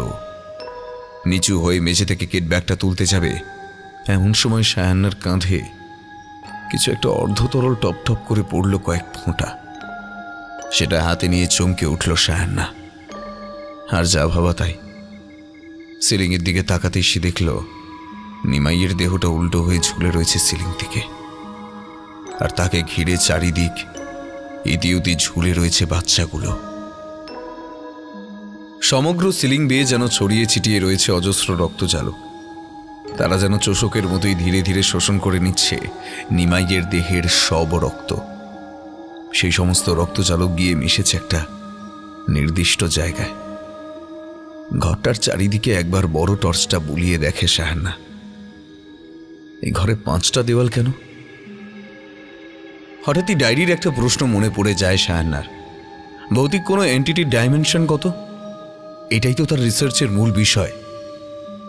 ভাবনার ছেদ ঘটে মুহূর্তেই যখন তার সামনে প্রায় শিবরে হওয়া নিমাইয়ের অর্ধমৃত দেহটা ধপ করে এসে পড়ে। খিলখিলিয়ে হেসে ওঠে ওরা। শুধু ওরা নয়, সমস্ত ঘরটাই যেন হেসে ওঠে। তারা পেয়ে গেছে নরম ও গরম তাদের পরবর্তী শিকার।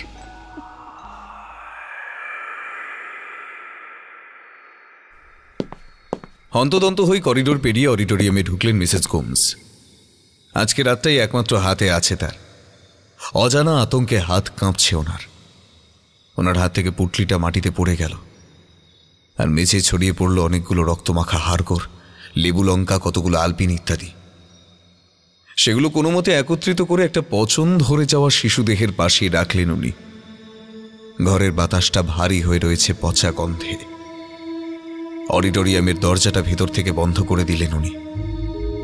একবার তাকালেন মৃতদেহের দিকে। আর কয়েকটা মুহূর্ত, তারপরেই শুরু হবে চন্দ্রগ্রহণ। ধীরে ধীরে আবছায়া যখন গ্রাস করবে চাঁদকে, একটু একটু করে প্রাণ সঞ্চার হবে তার মৃত পুত্রর দেহে।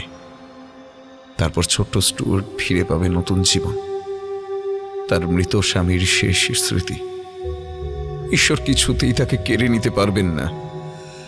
মেঝে সদ্য কাটা কালো বিড়ালের রক্ত দিয়ে আঁকলেন একটা পঞ্চভুজ, যার প্রতিটা বাহু এই অডিটোরিয়ামের প্রতিটি বাহুর সঙ্গে সমান্তরাল। তারপর ওনার ব্যাগ থেকে বের করলেন একটি বই। বইটা একটু পুরনো, পাতাগুলো হলুদ হয়ে এসেছে। এই বইয়ের লেখক কে তা গোমস জানে না। শুধু এটা জানেন যে এই বই বংশ পরম্পরায় ওনার বাড়ির একটি বিশেষ জায়গায় গোপনে রক্ষিত ছিল। ইংরেজি ভাষায় লেখা এই বইয়ের নাম লাইফ ইজ ডেথ। বড়ই অদ্ভুত, কিন্তু গোমস বুঝতে পেরেছিলেন মাত্র একদিনের মধ্যে হৃদরোগে আক্রান্ত হয়ে মারা যাওয়া তার ছেলেকে বাঁচাতে পারে এই বই। তার জন্য যা মূল্য তিনি সব দিতে প্রস্তুত। কিন্তু গোমস জানতেন না তিনি কত বড় মূল্য দিতে চলেছেন। বইয়ে উল্লেখিত পদ্ধতি অনুযায়ী চন্দ্রগ্রহণ শুরুর মুহূর্তেই ক্রিয়া শুরু করতে হয়। তিনি পুত্রকে সেই পঞ্চভুজের মাঝে শুইয়ে দিলেন, নিজে বসলেন তার বাইরে। বিশেষভাবে একমনে পড়ে যেতে লাগলেন মন্ত্রগুলি, আর তার সঙ্গে হাত কেটে বিন্দু বিন্দু রক্ত ছিটিয়ে দিতে লাগলেন পুত্রের দেহে। গ্রহণের শেষ ভাগে পুত্র দেহে কম্পন শুরু হলো। আনন্দে আত্মহারা গোমস চালিয়ে যেতে লাগলেন সেই ক্রিয়া। আর কয়েক মুহূর্ত, কিন্তু সেই মুহূর্তে কেউ দরজায় প্রচন্ড ধাক্কা দিল। মিসেস গোমস, দরজা খুলুন, মিসেস গোমস। বাইরে থেকে ক্রমাগত দরজা খোলার জন্য চাপ আসছে, কিন্তু মন্ত্রপাঠ কোনোভাবেই বন্ধ করা সম্ভব নয়। এই মুহূর্তে জগতের সব শুভ অশুভ শক্তি পারাপারের দরজা খোলা। নির্দিষ্ট মন্ত্র বন্ধ হলে যে কোনো অশরীরই আশ্রয় নিতে পারে তার পুত্রের দেহে, কিন্তু শেষ রক্ষা হলো না। বাইরে উপস্থিত স্কুল কর্তৃপক্ষ দরজা ভেঙে ফেলল। গোমসকে টেনে আনা হলো আসন থেকে। গোমস বারবার হাত জোর করতে লাগলেন সেই ক্রিয়া শেষ করতে দেওয়ার জন্য, কিন্তু সকলেই তাকে মানসিক ভারসাম্যহীন বলে বিবেচনা করে নিলেন। কিন্তু তাদের ধারণা ভুল প্রমাণ হলো অচিরে। উঠে বসল স্টুয়ার্ট। সকলে অবাক হয়ে দেখল স্টুয়ার্ট, যে কিনা গতকাল মারা গেছে, আজ তাদের সামনে বসে আছে। তার চোখের দৃষ্টি সম্পূর্ণ ঘোলাটে ও মনিহীন। নিস্তব্ধ স্কুল বাড়িতে উপস্থিত সকলের ভয়ে গা শিরশির করে উঠল। এক পা এক পা করে পিছিয়ে যেতে লাগলো সবাই। স্টুয়ার্ট এবার উঠে দাঁড়িয়েছে, পঞ্চভুজের বাইরে পা রাখল। মিসেস গোমস আতঙ্কে দিশেহারা হয়ে গেলেন। উনি জানেন যে জেগে উঠেছে সে আদৌ স্টুয়ার্ট নয়, বরং তার দেহে আশ্রয় নিয়েছে কোনো ভয়ঙ্কর পিশাচ। কারণ মন্ত্র শেষ না করলে এমন পরিণতির কথাই উল্লেখ রয়েছে। তবে একবার শিওর হতে হবে। অবশ্য তার জন্য সময় লাগেনি। সকলকে অবাক করে দিয়ে মেঝে পড়ে থাকা রক্তের ফোঁটার দিকে এগিয়ে গেল সে। তারপর জিভ দিয়ে রক্তটা একটু একটু করে চেটে নিল। অনাবিল আনন্দ তার চোখে মুখে।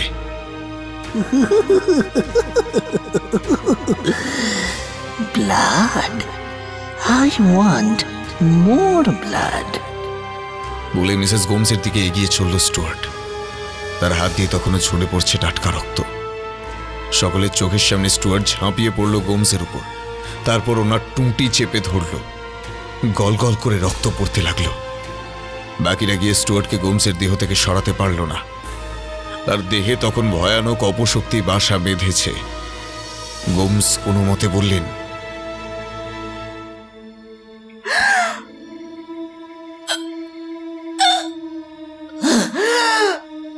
আপনারা চলে যান এক্ষুনি। এই বইয়ের লেখা অনুযায়ী আমার মৃত্যু নিশ্চিত। Shut down this room and take that book. ওটা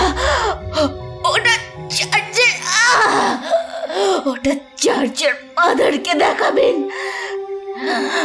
5 দিন পর এই ঘর খুলে এর মেঝে যেন আমাদের মৃতদেহ কবর দেওয়া হয়। আর 4 দিনের জন্য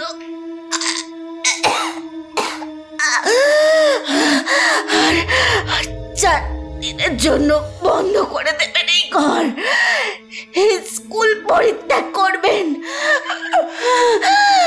ভুলো এখানে কোনো পরলৌকিক চার্চ কোনোদিন যেন হতে দেবেন না।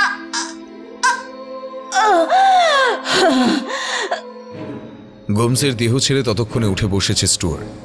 রক্তাক্ত ক্ষতবিক্ষত গোমস পড়ে রয়েছেন মেঝে। সকলে প্রাণ ভয় দৌড় লাগালো। কিন্তু মেঝে গড়িয়ে আসা রক্তে পা পিছলে আছড়ে পড়লেন একজন নবীন শিক্ষিকা, নলিনী ম্যাম। স্টুয়ার্ট এগিয়ে আসছিল ওনার দিকে।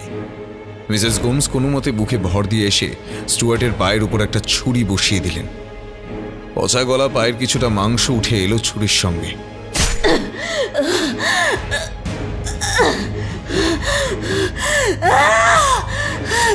পালান, পালান, আপনি পালান।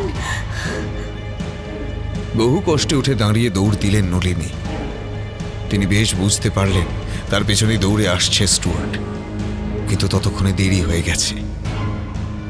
বাকিরা নলিনীকে ভেতরে রেখেই দরজা বন্ধ করে দিয়েছে এবং সেই বিশেষ বই রয়ে গেছে নলিনীর হাতে। স্টুয়ার্টের মুখোমুখি দাঁড়ালেন নলিনী। তিনি জানেন পালিয়ে যাওয়া সম্ভব নয়। ওনার ঠিক পেছনেই দরজা। কোনোভাবে স্টুয়ার্টকে ভুল বুঝিয়ে ওনাকে পালাতে হবে। Give me the book back. হিসহিসিয়ে উঠল স্টুয়ার্ট। ইতিমধ্যেই তার উচ্চতা অনেকটা বেড়ে একটা প্রাপ্তবয়স্ক মানুষের সমান হয়ে গেছে। Don't move, don't move. আমি এই মন্ত্রটা জানি। I can destroy you devil.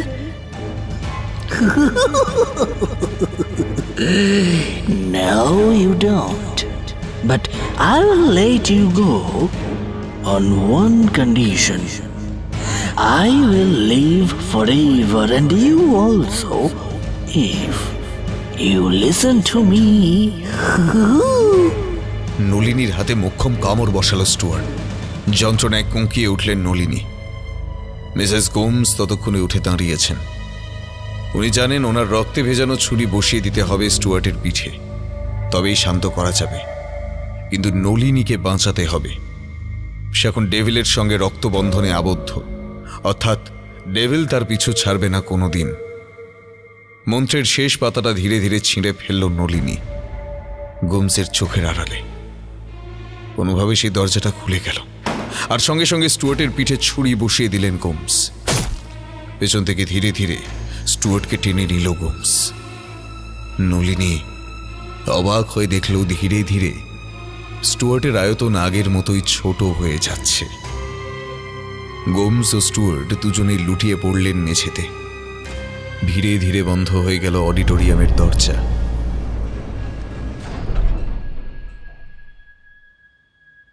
গোমসের কথা অনুযায়ী 5 দিন পর দরজা খোলা হয়েছিল, কিন্তু চার্চের ফাদারের কথা মতোই মৃতদেহগুলি অডিটোরিয়ামে কবর দিয়ে চিরকালের মতো তালা ঝুলিয়ে দেওয়া হয় ঘরটায়।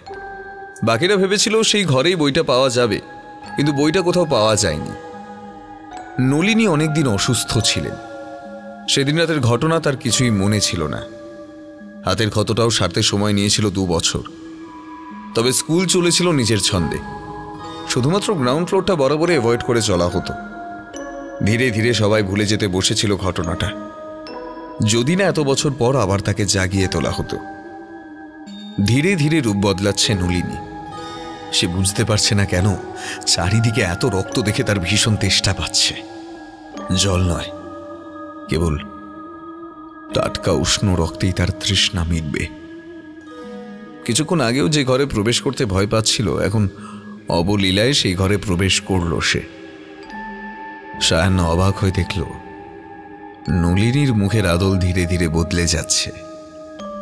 লম্বাটে হয়ে সেই মুখ আস্তে আস্তে বিকৃত হচ্ছে, আর তারই সঙ্গে দমকা বাতাসে তার রাশি রাশি কালো লম্বা চুল উড়তে শুরু করেছে।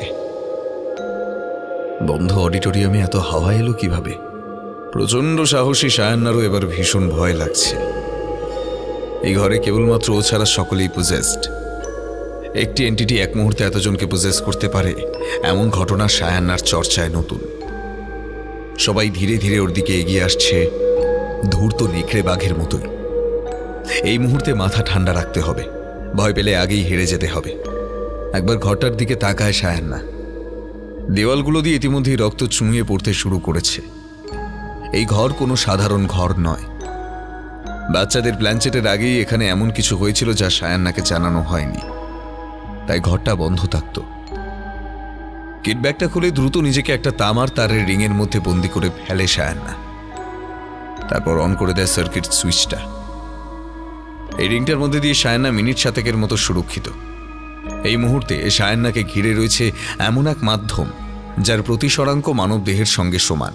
ফলে মুহূর্তের মধ্যে সায়ান্না অদৃশ্য হয়ে যায় ওদের চোখের সামনে থেকে। ওই একই জায়গায় উপস্থিত থেকেও সায়ান্নার অস্তিত্ব অনুভব করতে পারে না ওরা। কিন্তু এই মাধ্যম কোনো বাস্তব মাধ্যম নয়। সায়ান্নার নিজস্ব আবিষ্কার এই যন্ত্রের মাধ্যমে তৈরি হওয়া সাময়িক ইলিউশন মাত্র। ফলে যা করার এক্ষুনি করতে হবে। একই নলিনী সায়ান্নার ঠিক পাশ দিয়ে বাচ্চাগুলোর দিকে এগিয়ে যাচ্ছে। বাকিরা নির্বিকার। নলিনী হাতটা বাড়ালো। যিনি তার হাতে একটা কাটা হাত তুলে দিল। এই হাতটায় কামড় বসালো নলিনী। এই নারকীয় দৃশ্য সায়ান্নাকে দেখতে হবে তাও কখনো ভাবেনি। সেদিক থেকে চোখটা সরিয়ে নিল সায়ান্না।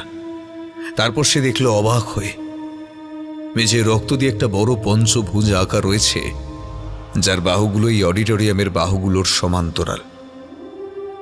শুকিয়ে কালো হয়ে এলেও সে পঞ্চভুজের আশেপাশে একটুও ধুলো নেই। আর বুঝতে বাকি রইল না সায়ান্না, এটা আসলে 5th ডাইমেনশন আর 3 ডাইমেনশনের মাঝের দরজা। আর এই দরজা কোনো নিম্নমানের তন্ত্র সাধনার মাধ্যমে খুলে দেওয়া হয়েছিল। সে দরজা দিয়েই কোনো পিশাচ প্রবেশ করেছে। সেই এই সমস্ত কিছু করছে। কোনোভাবে এই পিশাচকে তার ডাইমেনশনে ফেরত পাঠাতে হবে এবং চিরকালের জন্য এই দরজা বন্ধ করতে হবে। কিন্তু কিভাবে? যে উপায় এটি খোলা হয়েছিল নিশ্চয়ই কোথাও লেখা থাকবে। কিন্তু সবার আগে পিশাচকে ফেরত পাঠাতে হবে। নিজের ইলেকট্রনিক উইজা বোর্ড বের করল সায়ান্না। তারপর সার্কিটটা বন্ধ করা মাত্রই তাকে দেখা গেল। সায়ান্নাকে দেখে সবাই আবার ওর দিকে এগিয়ে আসতে শুরু করল।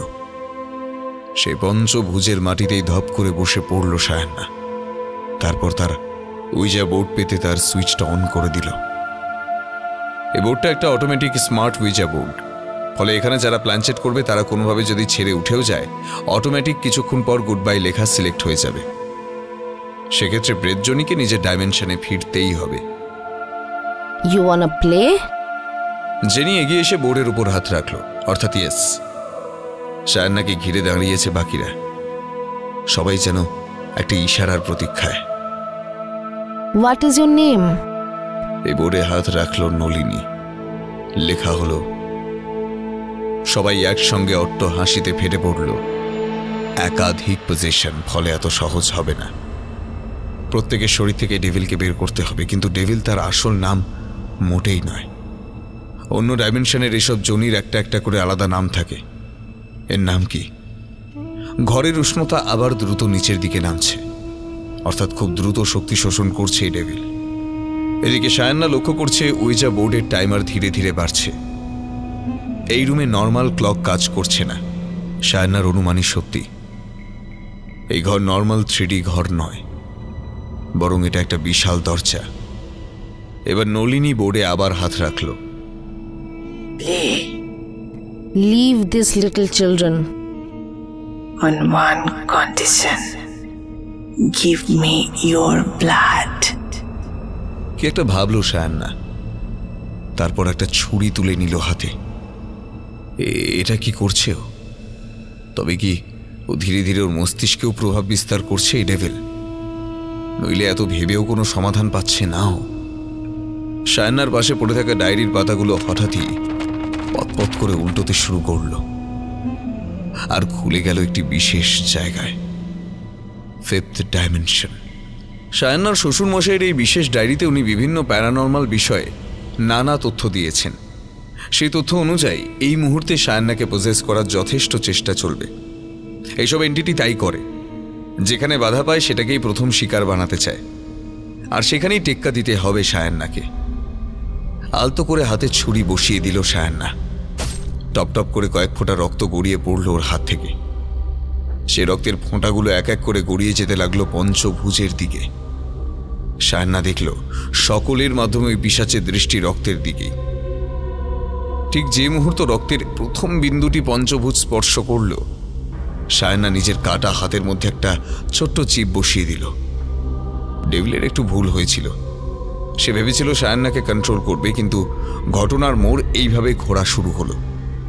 সায়ান্নাও যুক্ত হলো রক্তবন্ধনে। সায়ান্নার দেহ অধিকার করার আপ্রাণ চেষ্টা চলতে লাগলো। সায়ান্না অনুভব করলো তার শরীর ঠান্ডায় জমে যাচ্ছে, কিন্তু তবুও দরদর করে ঘামছে সে। আর দাঁড়িয়ে থাকতে পারল না, ধপ করে বসে পড়ল মেঝে। বাকিরা আচ্ছন্ন হয়ে সব দিক থেকে সায়ান্নাকে প্রদক্ষিণ করতে লাগলো। ওরা ভীষণভাবে মাথা দোলাচ্ছে, আর নিজেরাই নিজেদের ধারালো নখ বসিয়ে শরীরের বিভিন্ন অংশ থেকে রক্ত ঝরিয়ে ভরিয়ে দিচ্ছে পঞ্চভুজ। খুলে যাচ্ছে সেই দরজা, গোটা ঘরে ছেয়ে যাচ্ছে কালো কুচকুচে ধোঁয়ার আস্তরণ। আবার মিলিত হচ্ছে 3 ও 5th ডাইমেনশন। তবে আজকে চন্দ্রগ্রহণ নয়। লক্ষ্য করলে দেখা যাবে দিগন্ত রেখার কাছে কালো আকাশের চাঁদটা এই মুহূর্তে টকটকে লাল, ঠিক যেন কৃষ্ণ বর্ণা কোনো যুবতীর কপালে এক বিন্দু রক্তটিকা। পিশাচ ধীরে ধীরে গ্রাস করছে সায়ান্নার চেতনা শক্তিকে। ঠিক ভুল পুরোটাই গুলিয়ে যাচ্ছে সায়ান্নার। শরীর ছেড়ে দিয়েছে ওর। ধারালো ছুরির আঘাতে প্রবাহমান রক্তক্ষরণের অনুভূতিও যেন লোপ পাচ্ছে আস্তে আস্তে। সেই সঙ্গে ধীরে ধীরে তার পেটের ভেতরে একটা অদ্ভুত যন্ত্রণা শুরু হলো। কি আশ্চর্য, সায়ান্নার খিদে পাচ্ছে, হ্যাঁ, বিভৎস খিদে। আর সে খিদে অন্য কিছু নয়, বরং রক্তের, তাজা টাটকা রক্তের খিদে। সামনে পড়ে থাকা টাটকা রক্ত শুয়ে খানিকটা চেটে নিল সে। ঐশাচিক সত্তা তবে কি সায়ান্নার দেহ অধিকার করে নিল? ওরা সবাই অদ্ভুতভাবে গিয়ে দেওয়ালের ছাদ থেকে উল্টো হয়ে ঝুলে পড়ল। সকলের মতো সায়ান্নাও গেল, কিন্তু এ কি, ওরা সবাই এবার সায়ান্নার দিকে এগিয়ে আসছে। সায়ান্নাও একটা ঘোরের মধ্যে রয়েছে। উল্টো হয়ে ঝুলতে ঝুলতে চারিদিক থেকে সায়ান্নাকে ঘিরে তাদের রক্ত লোলুপ দাঁত বসিয়ে দিতে গেল ওর সর্বাঙ্গে। কিন্তু এ কি আশ্চর্য, তারা কোনোভাবেই কামড় বসাতে পারছে না। হঠাৎ করেই তাদের মধ্যে এক অদ্ভুত পরিবর্তন দেখা গেল। ওরা ধীরে ধীরে স্বাভাবিক হচ্ছে। সকলে মেঝে এসে দাঁড়িয়ে অদ্ভুত ফ্যালফ্যালে শূন্য দৃষ্টিতে তাকিয়ে রইল। সায়ান্নার শরীরে শুরু হয়েছে প্রচণ্ড আলোড়ন। তার দেহ ধনুকের মতো বেঁকে গিয়ে শূন্যে ভাসছে। অজস্র শিরা উপশিরা দিয়ে শুরু হয়েছে ফিনকি দিয়ে রক্তপাত, যেন বিশাল বড় একটা বাঘকে খাঁচায় বন্দি করে ফেলা হয়েছে। আর সেই বাঘ খাঁচা ভেঙে বেরোনোর জন্য তীব্র আস্ফালন করে চলেছে। কিন্তু ওর শরীর কি আদৌ সেই ভীষণ শক্তিশালী পিশাচকে ধারণ করতে সক্ষম? এই সময় লক্ষ্য করলে দেখা যাবে সায়ান্নার হাতের একটি নির্দিষ্ট অংশে লাগানো চিপটি রেড সিগন্যাল দিচ্ছে, অর্থাৎ পিশাচ এখনো পুরোপুরি আয়ত্তে আসেনি। শূন্যে ভেসে থাকা সায়ান্নার দেহটা ছিটকে গিয়ে আছড়ে পড়ল দেওয়ালে। ভীষণ সেই অনুভূতি, সর্বাঙ্গ ঝনঝনিয়ে উঠল। তীব্র আর্তনাদ বেরিয়ে এলো তার কণ্ঠ থেকে। তবে সে আর্তনাদ মোটেই তার নিজস্ব কণ্ঠ নয়। আস্তে আস্তে তার অস্তিত্ব লোপ পাচ্ছে। এই সময় এই বিশেষ মাইন্ড কন্ট্রোল চিপটিকে স্পেশাল পারফর্ম মোডে চালানো উচিত, কিন্তু ও কিছুতেই পারছে না। ওর মনে হচ্ছে মস্তিষ্ক জুড়ে কেবল কালো কালো ধোঁয়া আর সারা শরীরে অসহ্য যন্ত্রণা। দেওয়াল থেকে আছড়ে পড়ার সময় সায়ান্নার হাত লাগলো সেই ডায়েরিতে। ডায়েরির সঙ্গে জুড়ে থাকা সেই অশরীরী অস্তিত্ব যেন ছুঁয়ে গেল তাকে।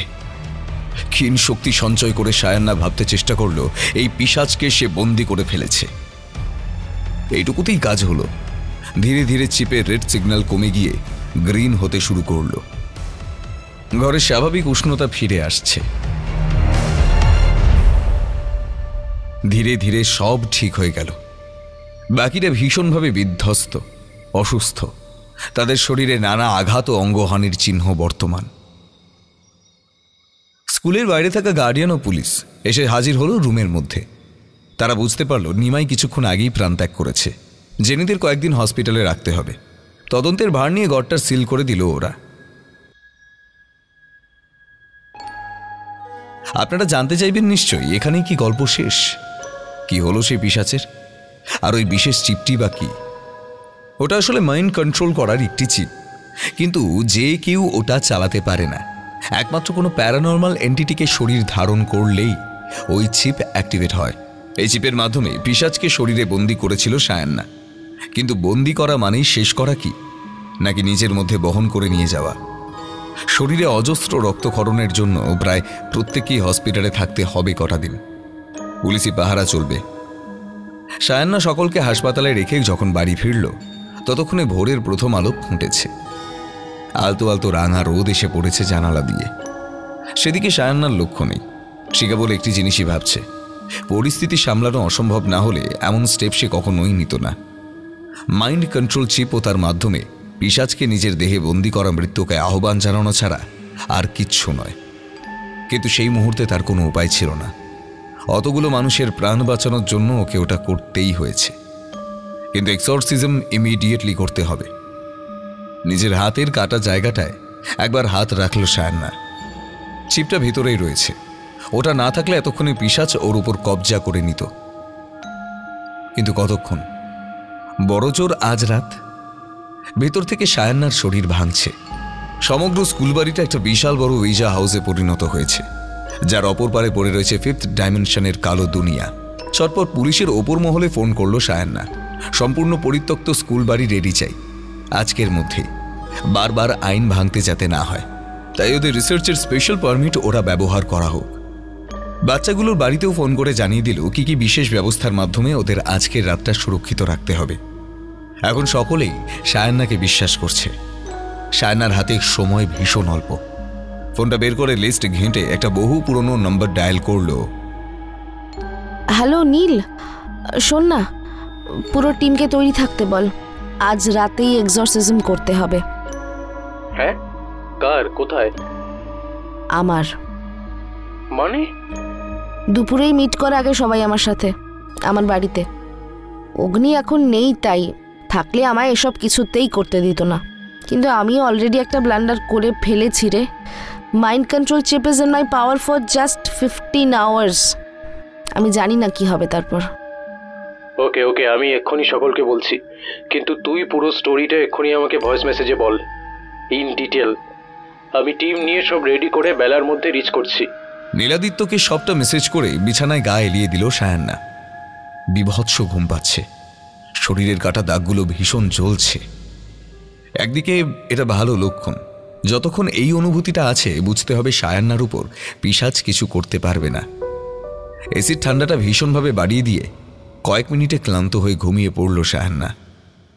ঘুমের মধ্যে ওর মনে হতে লাগলো ভীষণ অতলে তলিয়ে যাচ্ছেও। ঘুমটা বেশিক্ষণ স্থায়ী হলো না। এইবার সোবাস করে উঠে পড়ল। খুব খিদে পেয়েছে। ফ্রিজটা খুলে দেখলো কিছুই নেই। সবকিছুতেই কেমন অরুচি। বারান্দা দিয়ে পাশের বাড়ির পোষা সাদা ধবধবে মেনিটা ঢুকে সায়ান্নার পায়ে মাথা ঘষছিল। সেটা দেখি জিভটা লকলকিয়ে উঠল ওর। ফলকাটার ছুরিটা এক কোপে চালিয়ে দিল বেড়ালটার গলায়।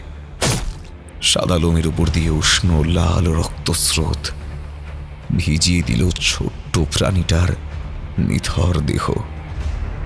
অনেকবার বেল বাজিয়েও নীল ও তার টিম দেখল সায়ান্না দরজা খুলছে না। ব্যাপার সুবিধের নয় বুঝে সায়ান্নার বাড়ির ডুপ্লিকেট চাবি দিয়ে দরজা খোলা হলো। ভয় যে লাগছে না তা নয়, সায়ান্না যেরকম লিখেছে তাতে প্রথমবার ওরা এরকম কিছুর মুখোমুখি হলো। ডাইমেনশন ম্যাচ করিয়ে এক্সঅর্সিজম করার কোনো প্রসেস ওরা প্র্যাকটিক্যালি আজ পর্যন্ত তো করেনি। তবে মেসেজের সঙ্গে ডায়েরির একটি বিশেষ পাতার ছবি পাঠিয়েছে সায়ান্না। এখন সেটা ছাড়া কোনো উপায় নেই। বাড়িতে যখন ওরা ঢুকলো বাইরে তখন মাথার উপর কটকটে রোদ, তবুও আলোকোজ্জ্বল বাড়িটা কেমন যেন ধোঁয়া ধোঁয়া অন্ধকার। এই কুহেলিকায় কেউ যেন নিজেকে লুকিয়ে রাখতে চাইছে। নীলের সঙ্গে এসেছে আরোহী ও রুদ্র। এরা সকলেই সায়ান্নার সহকর্মী, আর নীল তো সেই কলেজ থেকেই ওর প্রিয় বন্ধুদের গ্রুপের একজন। তাই এরা প্রত্যেকেই সায়ান্নার বাড়ির কোথায় কি রয়েছে খুব ভালোভাবেই জানে। এতদিন ওর বিভিন্ন ঘরের বর্ণনা দিতে গিয়ে কখনো সেই বিশেষ ঘরটির বর্ণনা দেওয়া হয়ে ওঠেনি। প্রথম দিকে ফিজিক্স পাগল সায়ান্না কেবলমাত্র আদিভৌতিক ও ক্ষতিকারক ঋণাত্মক শক্তি নিয়ে কাজ শুরু করেছিল, কিন্তু ধীরে ধীরে তার কাজের পরিসর বৃদ্ধি পেতে পেতে একসময় আধ্যাত্মিক দিক এবং ধনাত্মক শক্তির প্রচণ্ড আকর্ষণ বাড়তে থাকে। ফলে আমাদের দৈনন্দিন জীবনে পূজা অর্চনা ইত্যাদির বৈজ্ঞানিক গুরুত্ব নিয়েও সায়ান্না কাজ শুরু করে। নিজের বাড়িতেও তাই একটি বিশেষ পূজা কক্ষ নির্মাণ করেও। সেখানে নিত্য পুজো নিয়েই নিজের হাতের খড়ি। প্রতিদিন সকালেই বাড়ির বিভিন্ন অংশে ধূপধুনো দিয়ে ধনাত্মক আবহ তৈরি করে রাখে। একজন আধুনিক রিসার্চারের এরূপ প্রাচীনপন্থী আচরণ ধীরে ধীরে তার সহকর্মীদের মধ্যেও বিস্তার পেতে শুরু করে। কিন্তু আজ সায়ান্নার বাড়ির সেই ধনাত্মক আবহ একেবারেই নেই। দরজা জানালা খুলে দিলে সুন্দর রোদ্দুর ও বাইরের বাতাসের সঙ্গে ধুনোর গন্ধ সর্বদা মিশে থাকে। তার বদলে কেবল অন্ধকার আর আষ্টে গন্ধে ভরে রয়েছে ঘরটা। ডাইনিং স্পেসে যে সেলফগুলো রয়েছে তার প্রত্যেকটি জিনিস নিজের হাতে গুছিয়ে রাখে মেয়েটা। আজ সব উল্টে পাল্টে রয়েছে। সেই অ্যান্টি ক্লকওয়াইজ ক্লকটা দ্রুত গতিতে উল্টো দিকে ঘুরে জানান দিচ্ছে আশেপাশের তীব্র ঋণাত্মক অস্তিত্ব। প্রথমেই পূজা কক্ষে প্রবেশ করল ওরা। একটি ধূপ নিয়ে জ্বালিয়ে দিল আরোহী, কিন্তু সহজে সেই ধূপ জ্বলছিল না।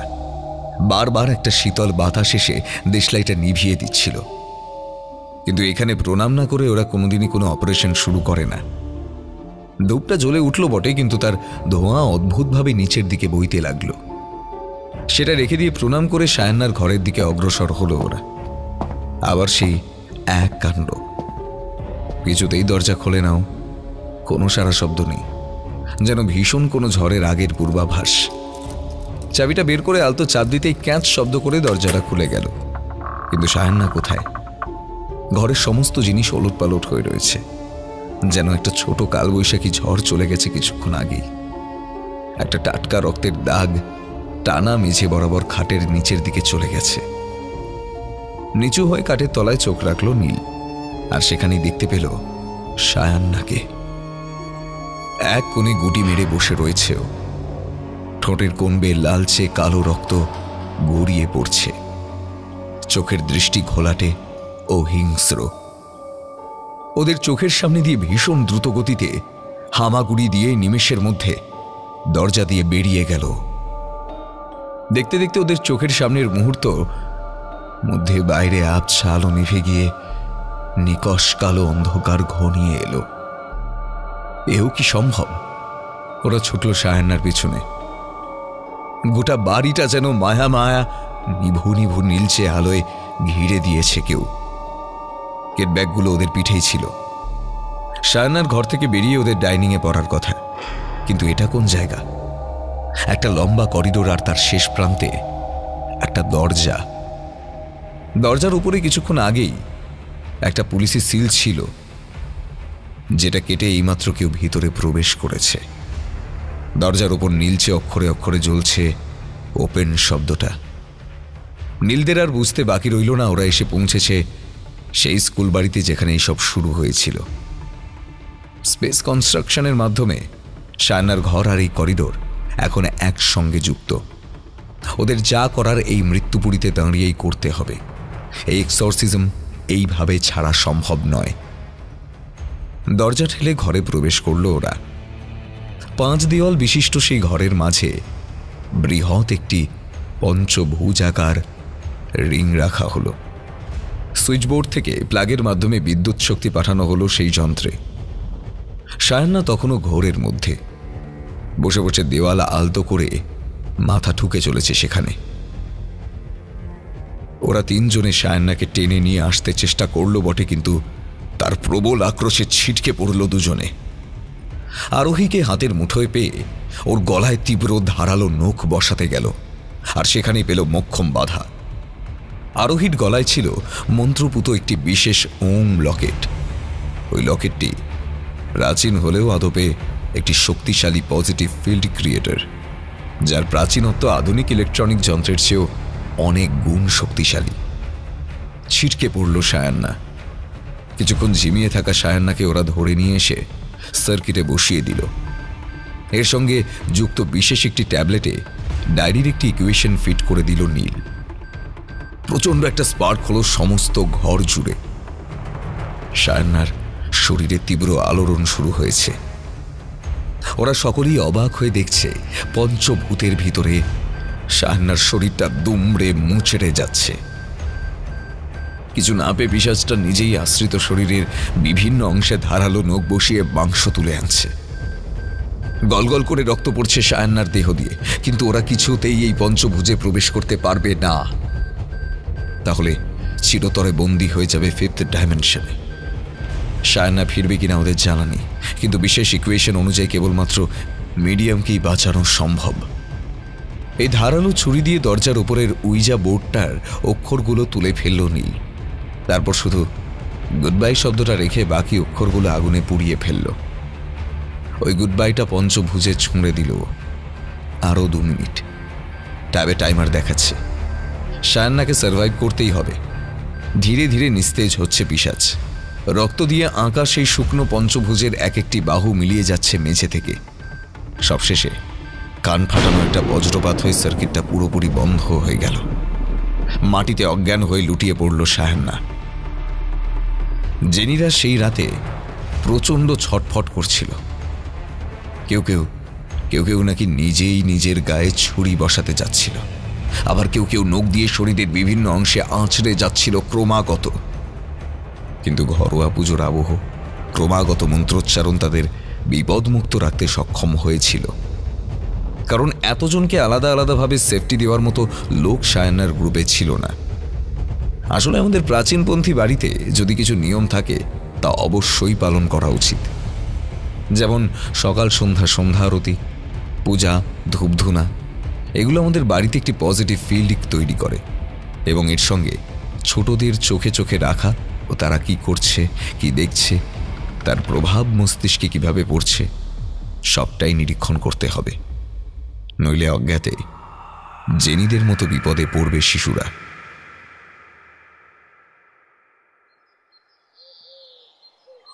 আমার কিন্তু ভীষণ ভয় করছে রিয়াজ। শোন পালিয়ে চল। আরে দাঁড়া তো, কেউ জানতে পারবে না।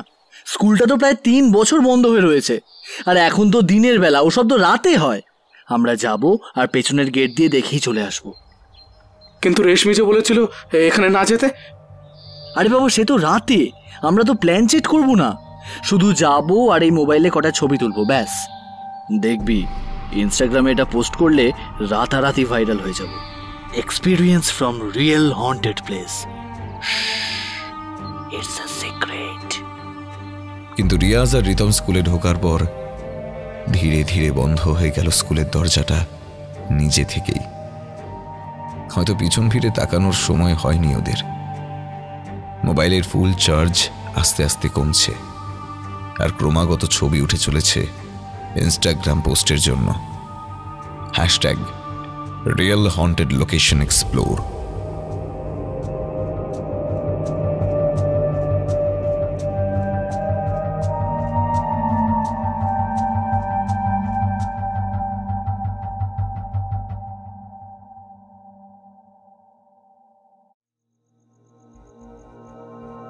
এতক্ষণ শুনছিলেন নবনীতা মণ্ডলের লেখা গল্প প্ল্যানচেট। গল্পটি কেমন লাগলো অবশ্যই আমাদের কমেন্ট বক্সে জানান। আপনার লেখা বা পছন্দের কোনো গল্প শুনতে আমাদের মেল করতে পারেন frequencylife5@gmail.com এই ঠিকানায়, এবং ফলো করতে পারেন আমাদের ফেসবুক পেজ হন্টেড 100। হন্টেড 100-এর আরও নতুন নতুন গল্প শুনতে সাবস্ক্রাইব করুন আমাদের ইউটিউব চ্যানেল। শুনতে থাকুন Haunted 100